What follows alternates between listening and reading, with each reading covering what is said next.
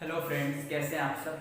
आशा करता हूँ आप सब बहुत अच्छे होंगे और आपका जो टारगेट है उसको अचीव करने में अपना पूरा प्रयास कर रहे होंगे।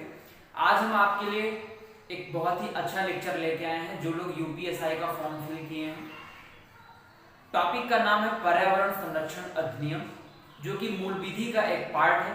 उसको हम आज डिस्कस करेंगे अपने इस चैनल के माध्यम से। आशा करता हूँ आप ये पूरा वीडियो देखेंगे और हमारा सपोर्ट करेंगे इसको शेयर करने में। तो सबसे पहले अगर हम पर्यावरण संरक्षण की बात करें तो बहुत सारी ऐसे रिपोर्टें आती हैं, आप लोग सभी देखते होंगे। एक डाउन टू अर्थ रिपोर्ट आती है जो कि वार्षिक पत्रिका के रूप में आती है। इसमें आकलन होता है किसी भी देश की खाका चीजों को लाने में किस स्तर पर वहां काम हो रहा है पर्यावरण को लेके, उस चीजों को सामने लेकर रखती है। अगर हम भारत देश के पर्यावरण की बात करें तो आजकल इसका दोहन बहुत ही बड़े लेवल पे हो रहा है। उसी का कारण हम देख पाते हैं कि सबसे पहले भूजल स्तर का गिरना,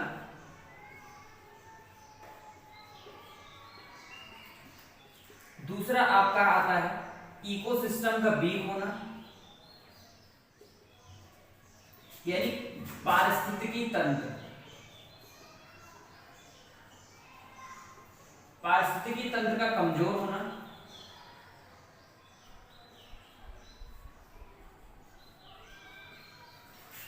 तीसरा आपका आता है ठोस कचरे का प्रबंधन करना,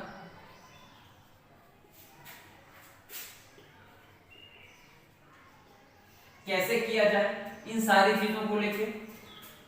चौथा आपका आता है फैक्ट्रियों से निकला हुआ धुआं,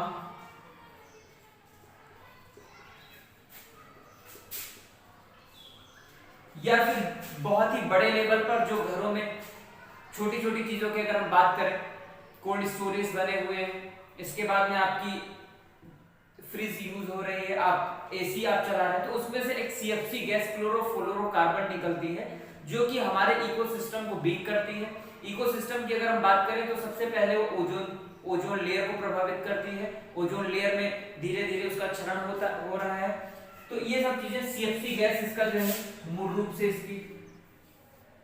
तो आज इसी सब चीजों पे हम चर्चा करेंगे। यही सब एक माध्यम बना, एक बैकग्राउंड बना पर्यावरण संरक्षण अधिनियम 1986 का, 1986 का।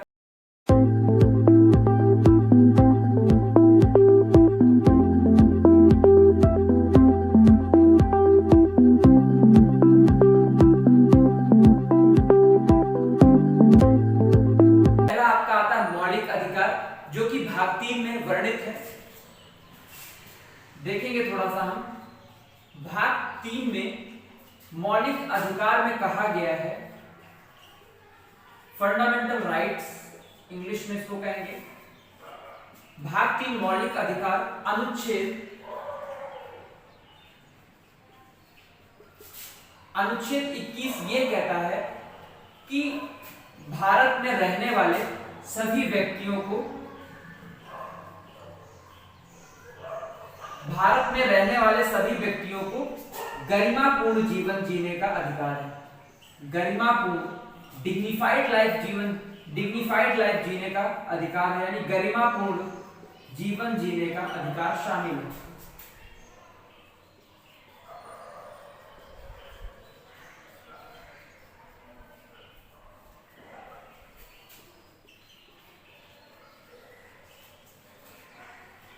उसी में अगर हम आर्टिकल 19 की बात करें,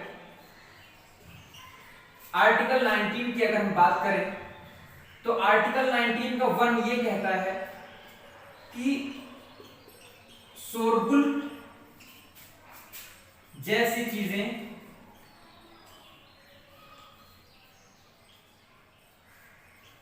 नहीं होनी चाहिए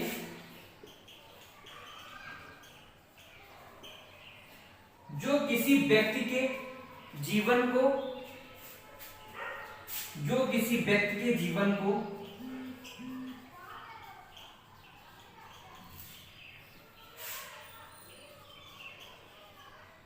जो किसी व्यक्ति के गरिमापूर्ण जीवन जीने के का उल्लंघन करती है।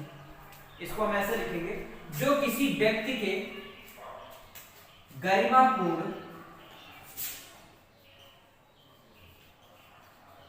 जीवन जीने का उल्लंघन करती है। तो ये सब चीजें हम देख पा रहे हैं, ये सब चीजें अधिकार बन रही हैं पर्यावरण संरक्षण अधिनियम 1986 का।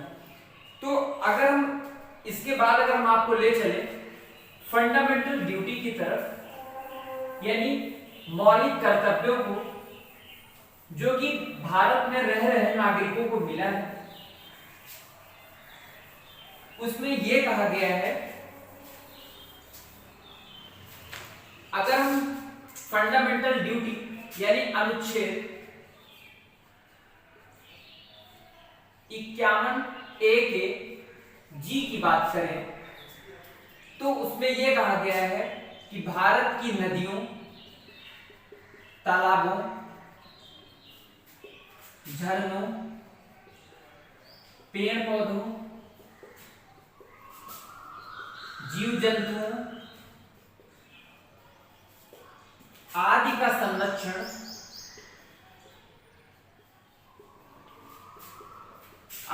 संरक्षण करना भारत देश के नागरिकों का मौलिक कर्तव्य है।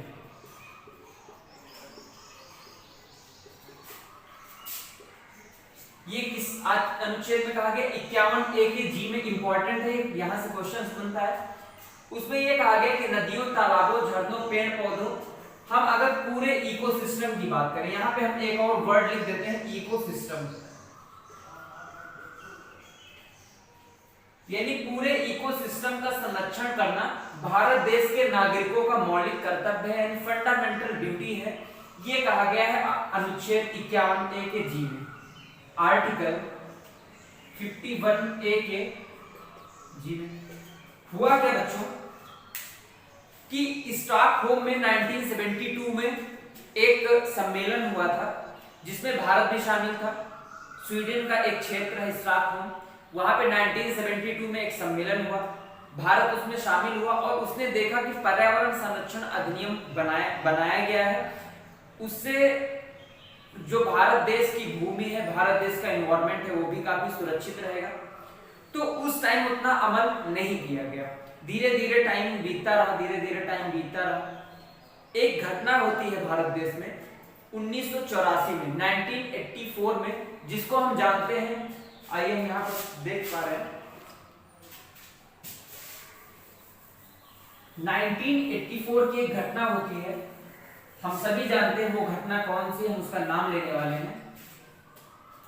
1984 में एक घटना होती है जिसको भोपाल गैस त्रासदी के नाम से जानते हैं। इसमें एक गैस लीक हो गई थी जिसको मिथाइल आइसोसाइनेट कहा गया, मिथाइल आइसोसाइनेट। ये क्वेश्चन एग्जाम में बनता है कि भोपाल गैस त्रासदी कब हुई? 1984 में, और इसमें कौन सी गैस का स्राव हुआ था?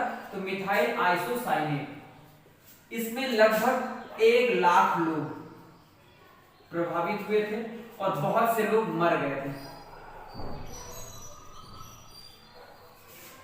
जब भारत देश ऐसे दौर से गुजर रहा था तो यहां पर पर्यावरण संरक्षण अधिनियम को लाना बेहद जरूरी और महत्वपूर्ण हो गया। तो 1986 में 19 नवंबर 1986 को ये डेट आप लोग याद रखेंगे। 19 नवंबर 1986 को भारतीय संसद ने पर्यावरण संरक्षण अधिनियम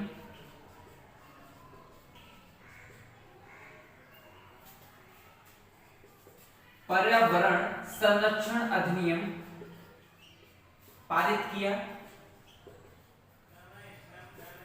जिसमें 4 अध्याय व 26 धाराएं शामिल करी।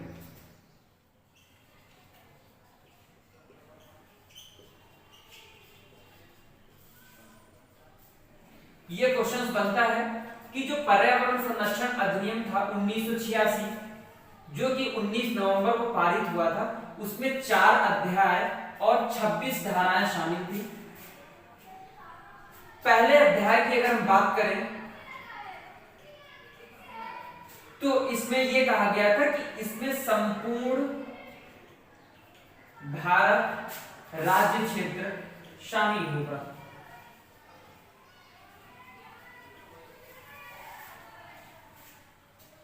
अध्याय 1 में बच्चों ये कहा गया था कि संपूर्ण भारत राज्य क्षेत्र शामिल होगा अध्याय 1 में, जो कि पर्यावरण संरक्षण अधिनियम का पालन करेगा। अभी तक जब जम्मू कश्मीर अलग था, अलग क्या था कि वो पार्टिकुलर भारत देश का हिस्सा तो था ही, लेकिन जब से 370 हटा उसके बाद से पूरी तरह से उसके लॉ, उसके जितने भी सारी चीजें वो भारतीय अंडरटेक में, भारत के केंद्र में आ गई। तब से वहां पे भी ये अध्याय लागू होने लगा।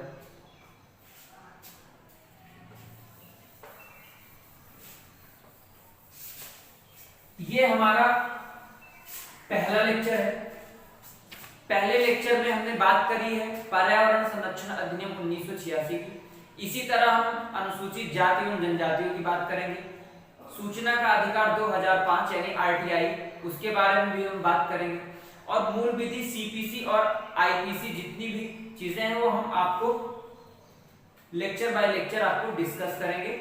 ठीक है, तो हमारे चैनल को आप सब्सक्राइब करिए, लाइक करिए, शेयर करिए और सपोर्ट करिए, जिससे हम आपके साथ जुड़े रहें, आप हमारे साथ जुड़े रहें। और आपको बताना चाहेंगे कि यूपीएसआई में कॉन्स्टिट्यूशन से भी क्वेश्चंस आते हैं, कम से कम 15 से 20 क्वेश्चंस पूछे जाते हैं, उसका भी हम पोर्शन कवर अप करेंगे। सबसे पहले हम इसका चैप्टर थोड़ा सा छोटा है, मूल विधि का। मूल विधि से लगभग 7 से 8 क्वेश्चंस पूछे जाते हैं, तो सबसे पहले मूल विधि को फिनिश करेंगे। इसके बाद में हम आपका उठाएंगे कॉन्स्टिट्यूशन पोर्शन,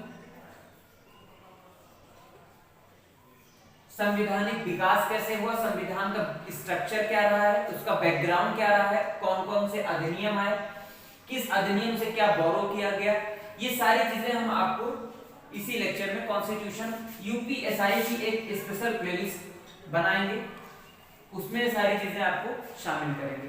तो आज के लिए इतना ही रखते हैं।